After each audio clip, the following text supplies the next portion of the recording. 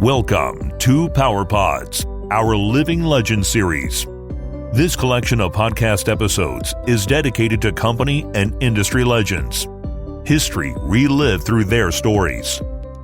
On this episode, Greg Davenport looks back at his 39-plus years with A.B. Chance and Hubbell Power Systems. December 1982, let's back up a couple years. I graduated from high school in 1975. Actually went to college for a year, did like a lot of college freshmen and didn't spend a lot of time concentrating on college, or at least the books in college. So quit college after a year and actually took a position in the factory in Centralia at A.B. Chance Company. So I worked in the factory for about 3 years up till about December of 1979, I believe. And during that time, worked in the drop forge, worked several assembly operations, built switchgear, worked with fuse links, cutouts, actually worked in the receiving department for a while. 1979, I quit A.B. Chance and went back to college as a 21-year-old sophomore. So now fast forward December 1982, I was actually uptown in Centralia around Christmas and ran into Harold Wilborn. Harold was the VP of operations for Chance Company. He saw me uptown and asked me if I wanted to come out and work for a week or two in the factory during Christmas break in order to make some pocket change. And I informed Harold that I had graduated early in December and basically was looking for a job. Going to get married in March. He mentioned to me that there was a job opportunity at Chance Company, a manufacturing auditor. He would get me the interview, but wouldn't get me the job, basically. So anyway, I did interview with Johnny Robinson. Johnny just recently retired from A.B. Chance Company in their purchasing group, but I interviewed with Johnny Robinson, and he finally hired me. I started A.B. Chance Company on February 21st, 1983, as a manufacturing auditor, primarily concentrating on the plastics factory. And what that job did basically was the previous year, Chance Company had experienced a significant dollar loss inventory in their physical inventory process. So they created these positions in order to try to locate where that inventory loss was happening, which is usually routing sheet errors or, accounting errors and stuff like that. So did that for about 3 years, really enjoyed it, learned a lot about the systems and what it takes behind the scenes to make the systems work. Worked that through about 1986 or 7. Actually, Steve Gordon come by my office one day and said, "Hey, we need you to come over to the marketing group. You're much better suited for our area." So I put in for and interviewed for a product assistant job with a Dave Harris and Jim Mullen. Jim Mullen was our VP of marketing and sales at the time. Dave Harris was over the product assistance and customer service. Interviewed for that. Got the job, started about 1986, 1987, worked as a product assistant, which basically is a assistant product manager.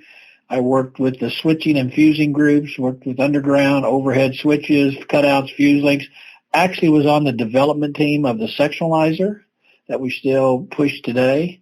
So worked that job for 3 to 4 years. Again, like the manufacturing auditor's position, learned a lot about the systems, learned how marketing interfaces with sales and did all the marketing work behind the scenes to provide the sales. So very enjoyable. Learned a lot by being a product assistant.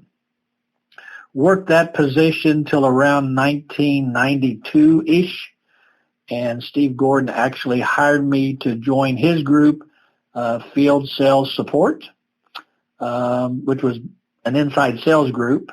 I worked with customers in Indiana, Tennessee, Arkansas, Montana, Wyoming, several other states, and did that position till probably somewhere around 1992-ish, where I assumed the manager of that department and actually was managing the field sales support department when Hubbell acquired us around 1994.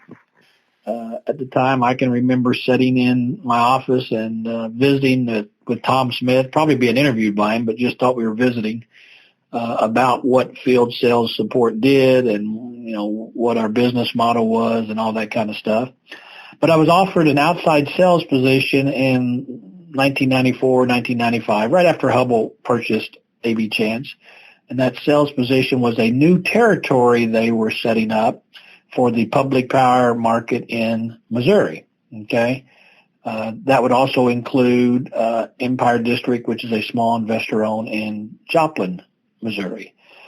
Did that probably till about 2001, and then at about that time I was offered the opportunity to expand my territory into central and southern Illinois, keeping Missouri, but adding central and southern Illinois, which would also include Ameren, which was a large investor-owned utility out of St. Louis.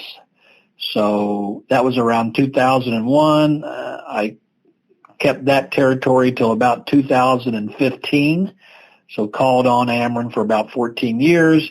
During that time, one of the major milestones was we set up Ameren in the VIP Squared account, which continues today. I also developed a real close working relationship with Fletcher Reinhardt, which again continues today during that time frame. Around 2015, because the territory had gotten so large and I was really being more reactive than proactive, they cut my territory, or we cut my territory in half, and basically I kept the public power portion, which included all the public power in Missouri, still included Empire District in Joplin, and also that includes some major large accounts like Altex Supply out of St. Joe, Missouri, a national tool distributor that now is up around $6 to $7 million with us, and WEG Transformers, which is a power transformer manufacturer out of Washington, Missouri. That was 2015. Today, 2019, basically the same, still doing the same thing that I started in 2015, and really moved back to where I started out in sales. So when I first went out into sales, way back in 1994, for the last 3 years or so, that's kind of where I've been back in the same accounts. So here we are, April 2019. If you count the time I worked in the factory and also the time I've worked here since getting out of college, it's been 39 plus years that I've spent with AB Chance or Hubbell Power. Now, you just don't see that today. Most people don't work for that long at any one company for a lot of reasons.